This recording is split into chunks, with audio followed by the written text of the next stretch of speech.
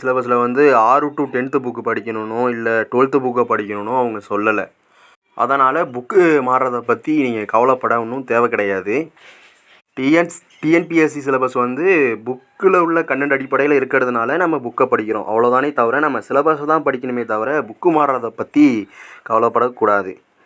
எக்ஸாம்பிளுக்கு நான் ஒன்று சொல்கிறேன் பாருங்களேன். காந்தியோட அரசியல் குரு வந்து கோபாலகிருஷ்ண கோகலேன்னு இருக்குது இந்த நியூ புக்கில். இப்போ இருக்க புக்கில் இப்போ வரப்போகிற நியூ புக்கில் என்ன அதை மாற்றி வேறு சத்தியமூர்த்தி அப்படின்னா கொடுக்க போகிறாங்க? இல்லை அதே தான் இருக்க போகுது. அவங்க ஆற்ற போகிற புக்கில் என்ன பண்ணுவாங்கன்னா எக்ஸ்ட்ரா கண்டென்ட்டை ஆட் பண்ணுவாங்க.